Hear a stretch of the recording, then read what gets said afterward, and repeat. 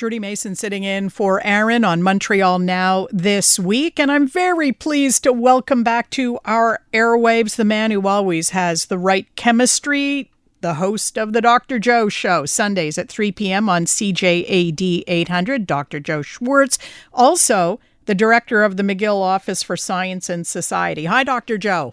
Hey, Trudy. It's great to be working with you on the air once again. I think it's been a while. It is, and we used to do that with some frequency, I guess, over a couple of decades. Yeah, I think you're right. So the question that we're opening with today is, you would think this would be self-evident for one reason, but perhaps there is another reason why you should not pee in a pool. Yeah, well, I think it is kind of obvious that that's not a very ethical thing to do, but there's actually more to it. Why people should not use a swimming pool as their toilet. You know, when you go into especially an indoor pool, you immediately have this smell, right? That is unique to swimming pools. And people say, "Oh yeah, that's the chlorine smell," or that they're using a lot of chlorine in this pool. Well, chlorine has essentially no smell. What you're really smelling is the product of a chemical reaction between the chlorine that is used to disinfect the water in the pool and other substances in the pool that include your sweat, all kinds of bodily secretions, including urine. Oh. And it is components of urine, particularly urea and uric acid, that react with chlorine, and they form two compounds which are the characteristic smell of swimming pools. This is nitrogen trichloride, that's one of them, and cyanogen chloride. And those smells are recognized by everyone as sort of the smell of the swimming pool without the realization that it really is due to the reaction of urine with chlorine. And it's more than just an unpleasant or unethical business, because cyanogen chloride is actually quite toxic. And at one time, it was even proposed as a chemical weapon. And the U.S. actually started to produce it and put it into mortar-launched grenades, but it never actually got used in warfare, but it was prepared. Now, obviously, the amount that we are exposed to in a swimming pool is much, much less than what would be used in chemical warfare.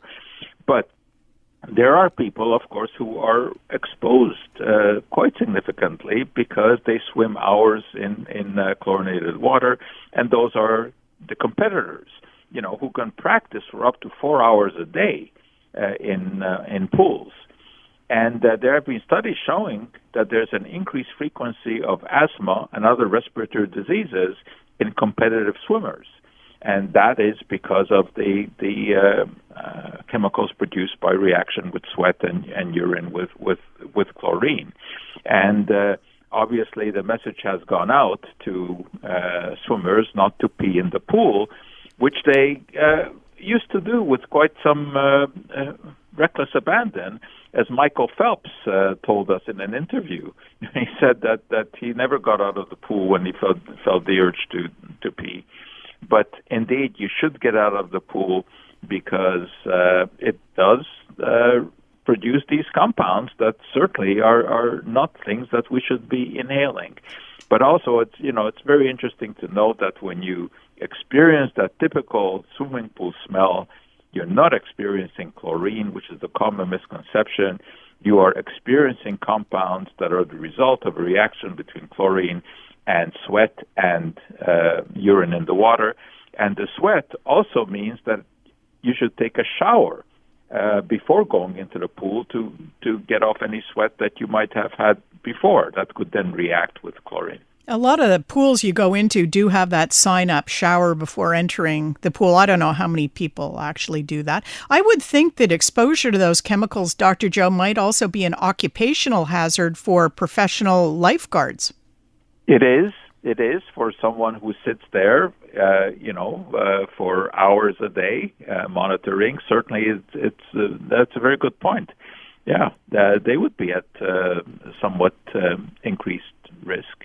especially these big public pools filled with children, where obviously in a big pool there are gallons of urine that are produced on a regular basis. So yeah, that's a very good point. One of the best signs I've ever seen was at a swimming pool where it says, "We don't go to swim in your toilet bowl." Turning our attention now to these solar supplements that purportedly prevent sunburn and can protect you from skin cancer. Has science pronounced themselves on those solar supplements at this point? It has, and they're not very compelling when it comes to evidence. There are a few things that are as well established in science as the fact that exposure excessively to sun causes not only skin damage but skin cancer, and that protection against sun exposure will, of course, reduce the risk. This is so well established. The sun causes the production in the skin of these very reactive species called free radicals, and those can attack DNA. That's how skin is damaged. Well, any time that you have some antioxidants in the skin, that can mitigate the damage. And the idea behind these pills is that they contain a host of compounds that can act as antioxidants. The ones that are most widely sold contain an extract of a type of fern that grows in South America, supposedly first noticed in terms of benefits by natives, centuries ago.